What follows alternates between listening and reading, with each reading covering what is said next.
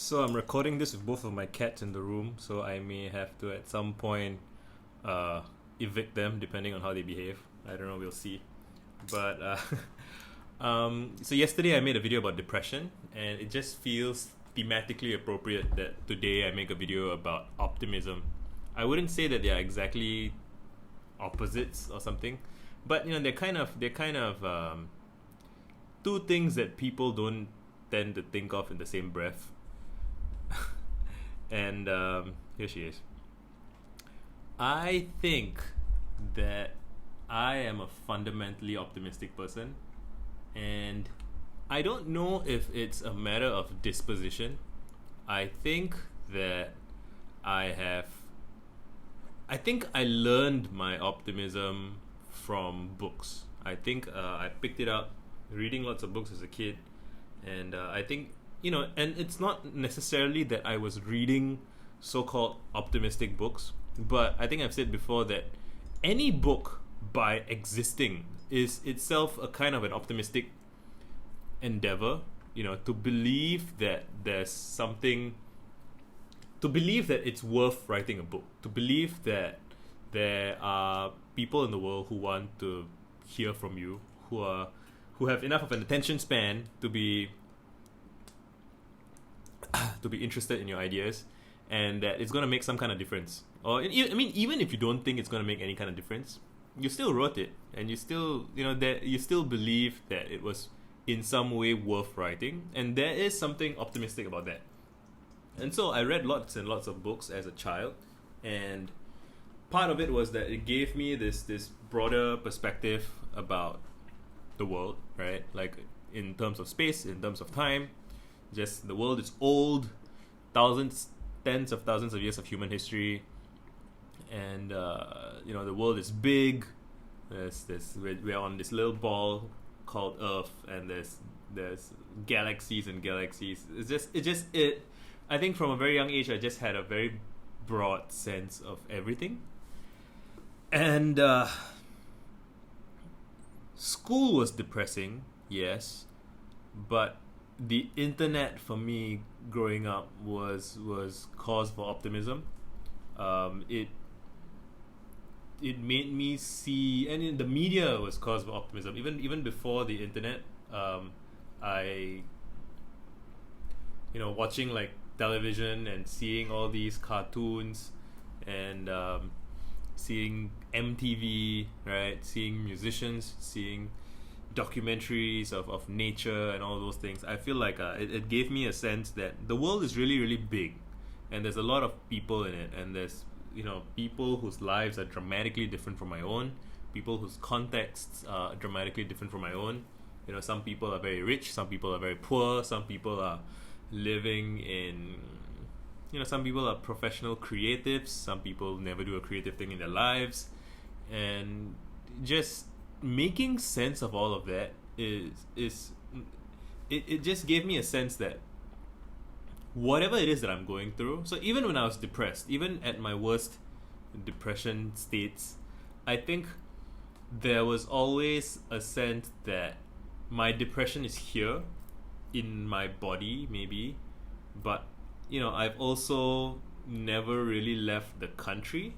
I've never really left Singapore. Like, I mean, I've visited regionally a little bit, but so I remember one of the things that kind of moved me when I went to California, when I went to San Francisco, was the weather. Just, so I spent my whole life in a tropical island, and it turns out that, if you go further north from the equator, like, it gets less humid, it gets less hot. I remember having a cup of hot chocolate at 12 in the afternoon outdoors. I was wearing like I think I might have been wearing a t-shirt and a hoodie and this denim jacket behind me, wearing 3 layers. And just that experience, and even I went in to buy the chocolate and I came out to have it, and indoors was warmer than outdoors, which is very unintuitive to me, because in Singapore, indoors is typically, if it's air conditioned, it's typically colder than outdoors. So every time I step outdoors, I expect to be greeted with this humidity and this warmth, and it's just the air is thick and heavy, and I don't realize that because that's the air I grew up in, and like I spent my whole life in that space. And when I finally made my way across the planet, getting on a plane, spending like 16 hours in the air, 17 hours in the air, it made me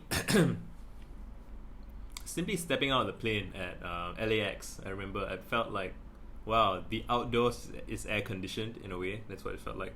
And that's just one incredibly trivial. It's the setting. It's not the story. It's not, but the setting is a character in the story, if that makes sense. It's like just it helped me realize that my experience so far has been so limited, and so how can I make assumptions about how my life is going to be or what the world is going to be when I have seen so little of it? I think there's this quote by, might have been Morgan Housel, something like, your experiences make up like 0.0000001% of everything that happens, and you use that experience to model your expectations of like 80+% of what happens. And so you'll invariably be disappointed and frustrated and upset when the world does not behave in accordance with your assumptions about how it's supposed to behave, right? And so I, so optimism, I think maybe it can sound like being religious, like you believe that things will go better. I wouldn't say I'm that optimistic. I wouldn't say I'm optimistic in the sense that I believe things will be better, but I believe things can be better because I believe things don't stay the same. I believe that everything changes, right? Like so I live in Singapore, and Singapore is only 55, 56, 57 years old. Whereas it's gonna be 1965. It's 2020, so it's oh god, my sense of time is terrible. It's gonna be 40. It was 35 in 2020. It's gonna be 55 this year. Yeah, right. SG50 was 5 years ago. Yeah, so Singapore is 55 years old as a nation state with the flag, but Singapore, the island, has been around, I mean, as long as there have been islands, right? For potentially maybe millions of years. I'm not sure because continental drift and rise and fall of sea levels. But, Singapore as a meaningful idea in some shape or form has been around for as long as people have been around Southeast Asia. Which again, the word Southeast Asia itself is an idea that is in relation to the West, right? Like people in Southeast Asia, when you're born, you don't go, this must be Southeast Asia. Southeast of what, right? It's just where you are, right? And so, like, it's all frames of references, and it's all inherited frames, and you don't necessarily, so you will have to learn other people's frames in order to make sense of what they are saying, but you don't have to buy into those frames. I don't have to think of myself as Southeast Asian. Like, I might say it to other people whose only sense of what Southeast Asia is Southeast Asia. But, I don't have to relate my personal sense of self in relation to, some British guys, Greek guys. It's a bit of a galaxy brain thought that some people find difficult to begin to consider and begin to make sense of, and the implications of which are not entirely clear. But there are pretty dramatic implications if you chase it down all the way and you make sense of how you relate to yourself in terms of other people's language and other people's beliefs and assumptions and so on. So, optimism, right? I am optimistic that I can be happier than I am. And by happy, I don't necessarily mean, there's layers to happiness. Oh. Careful. Fool. But did I pause the video? No. By optimism, I'm talking about. She has first flying. By optimism, I'm talking about the belief that I was talking about happiness. So there's the colloquial sense of happiness. There's a few layers to it, right? There's purpose, there's pleasure, there's like a flow state, there's so wanting to experience pleasure, I think is easier. Pleasure is easier than people seem to realize, and it's also more fleeting than people seem to realize. Like, so when you're having a rough day or rough time, you might think, you might not literally think, I would like some pleasure, but in practice, that's kind of what you want. Like, you want, I need a drink, I need a vacation. I want the absence of stress. I want to be able to relax. I want to be able, and you can get a remarkable amount of that through breathing exercises, gratitude exercises. Like, you can influence that stuff. And if you go on a vacation like for a year, within a couple of months you're gonna get bored. Most people will, right? So what you need beyond pleasure is purpose. I mean, and there's flow, all right, or like that sense of, it's a more complex kind of pleasure where the satisfaction of doing something that is, it kind of takes up your time. It's a kind of pleasure, I feel, but you don't get bored of it as quickly because it's always a little bit novel. So I get that out of writing. I can see myself getting it out of music.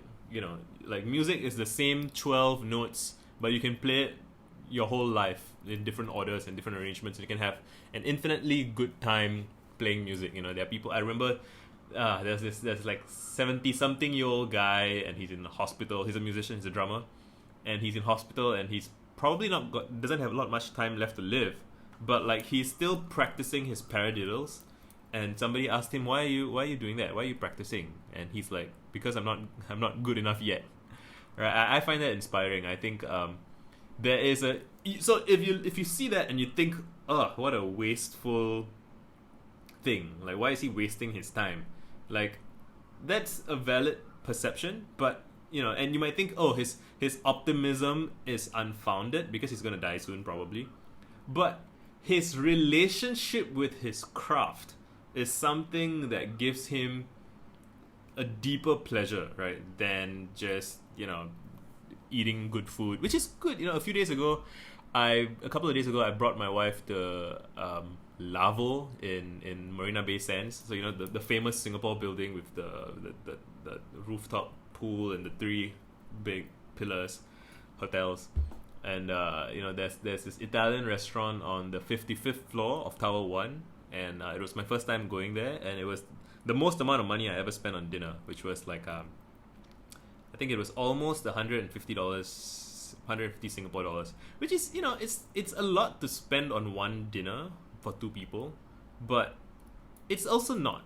You spend more money kind of in you're buying snacks and sweets and stuff. It adds up over time that you spend that much money, and you don't feel like there's no peak experience involved in that. And I feel like bringing my wife to a nice fancy place for dinner and celebrating an accomplishment that I had with my ebook sales, I felt that was it was a peak state. It was a good memory. It was meaningful. I now associate positive memories with that experience. It was delicious food. I would, but would I want to eat that every day? I don't think so. Like, if I could, it's hard to project what you would want in the future. But like, if I could have dinner for free at Lavo every day, I'm not sure I would want to. I would get like the ambiance is very, it's kind of romantic, kind of dark, kind of, and like sometimes I just want to sit at home and eat like cheap sushi. And yeah, maybe if I'm wealthy and I can afford it, I would like more expensive sushi. But like just there's a sense of I kind of want to say appropriateness, but that's not quite the right word. I mean, I think it's kind of there's something about the way you're living at any given point in time about the experiences that you're having and the context that you're in, that almost kind of it tells you what it whispers, so it's not super clear, but you get a sense of what the moment requires.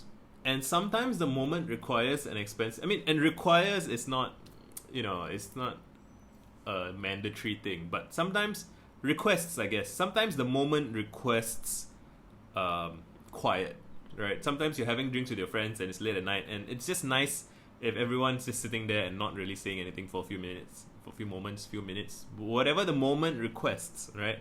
And so sometimes the moment requests an expensive dinner, which is nice to have if you can have it. And sometimes the moment requests junk food, right? So how do we relate all of this back? So I was talking about optimism. Within optimism, I was talking about the prospect of happiness. Within the prospect of happiness, I was talking about pleasure and purpose and meaning and flow. Yeah, so I think, so with the drama idea and the idea of flow, I think I would not be quick to judge anybody for doing what gives them flow, because I make these videos partially because of that. It's not super incredibly pleasurable for me to be making a video, although there is an element of niceness to it, because I do feel like I'm getting better at speaking, I'm getting better at expressing myself. A moment ago when I said, how do we tie this back, optimism, blah blah blah, I feel like that's me developing my skill as a speaker to kind of structure ideas in my head, right, and to do callbacks. That's a skill. That's something I'm developing, and it gives me pleasure to experience that and to witness that and to know that I'm getting better at what I'm doing. That's part of that. And then it's so meta and layered. Yeah, so I think purpose. So my depression video was about the collapse of meaning, right? And this idea of like the thing that gave you a sense of meaning and purpose, you realize it's a house of cards, the whole thing falls down, and now you're purposeless, right?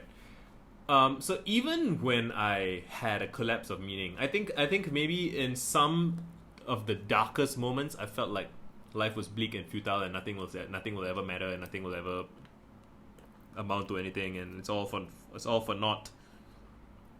I had those moments. Those moments were real, but they weren't permanent. And so again, I have a lot of sympathy and love for anybody who is dealing with a extended permanent version of that experience, because I think a few moments of it is healthy. I think a perpetual state of it is not. And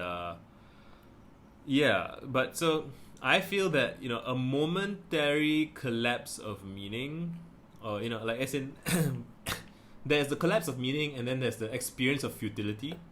I think some experience of futility helps to like clear your palate of whatever it is that you're attached to, and you spend some time drifting at sea, right? Like kind of detached from everything, and then when you start to construct from scratch what your new meaning is gonna be, with learning from what you've learned before. It's a fundamentally optimistic endeavor to, after your heart is broken, to decide that you will try to love again, because so there is the everyday life, and then there is heartbreak, failure, betrayal, torment, misery, grief, whatever it is that fucks you up, right? And it's when you have been fucked up, the moment requests that you allow it to happen. You don't resist it. You don't deny it. When you have grief, grieve. Feel the feelings. Allow it to go through you. And I believe that it passes eventually, because everything passes eventually, right?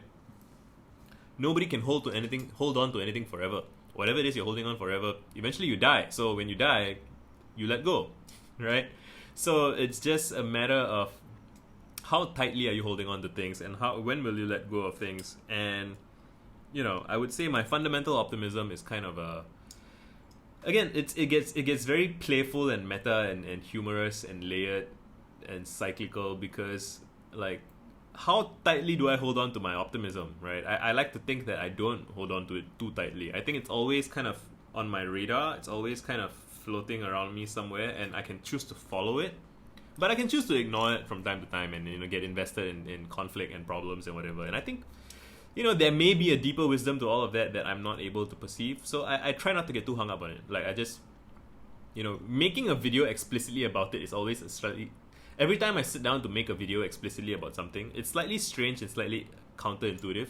It's not natural to sit. I mean, natural. I don't know what natural means, but like, it's not ordinary life to sit and talk in front of a screen. Like these are moments of reflection. This is journaling. This is processing, and I have learned from past experience, journaling, like in text writing, that there come moments in your journaling experience that you find that you kind of reach some kind of loop, and in this case, I'm reaching a loop with, do I hold on to my optimism? Like it becomes this game of logic, of trying to make sense of things within a closed system.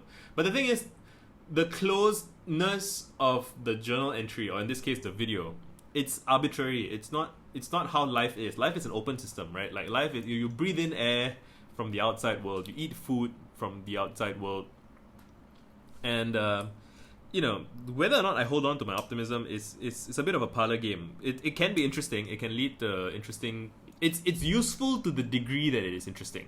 So the moment it stops being interesting, I just move on from it. It was tracings in the sand. It was something I was playing with, but I don't expect something that I was playing with to become like perfectly coherent and meaningful throughout my entire sense-making map, throughout my whole system. It's a map, and the map will never be the territory, and so no useful idea will ever be perfectly coherent unless you construct it to try and make something perfect. You get it. I'm not going to go into detail on that, but trying to circle back and talk about what I think I was trying to talk about, which is optimism. I had a conversation with a friend who came to Singapore for a few days, and one of the things that he said was that my optimism is infectious. And at some point we talked about like what minimum viable optimism is, and I'm reminded of another conversation that I had on Twitter, I think, which is that I think a lot of people think that optimism is nice, like it's a nice thing to be optimistic, and so they they pretend, like in a but not in a false and misleading way, but like they try to be optimistic by saying the words that optimistic people seem to say, by embodying a vibe that they think optimistic people embody. But it's funny because they are not yet fundamentally optimistic. And what I mean by fundamental optimism is like, so I think the context that I was talking about it with was the context that I was talking about it in was about do you believe that you can have a positive impact on the world, I think, or do you believe that you can make a difference, or do you believe that you can do some kind of good in the world? And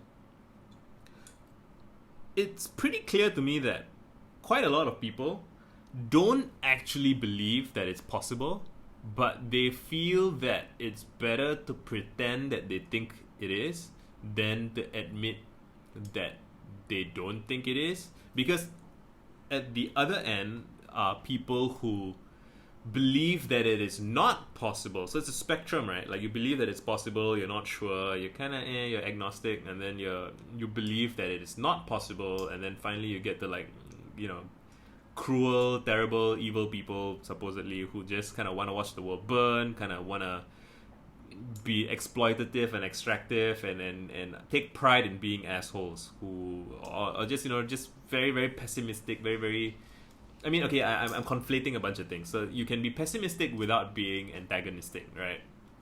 But like just being kind of a downer, being kind of nothing's gonna work, nothing's gonna matter, everything goes to shit, like there's a sense that vibe is unpleasant and this vibe is more pleasant, and you want to be, and we're social creatures, right? So you want to be a positive social influence in the world or amongst your friends. You want people to like you, so you feel like you gotta try to portray optimism with your utterances and then the way you are, and that amuses me because I think optimism, because I think that's a lot of effort, and I'm kind of lazy. I will say that I'm lazy and I will write a million words and make tons of videos, but I think there's some truth to it. Like, I don't like pretending to hold a position that I don't really hold. Like, I'm saying this from a position of relative privilege, I guess, because I have become charismatic, I have become good at making friends, but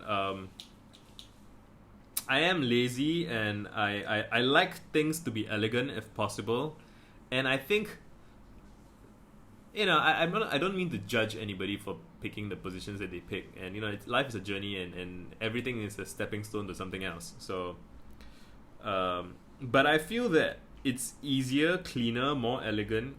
I mean, not easier, it's simpler. It can be more difficult, I guess, but it's simpler to just deeply examine what optimism means to you. And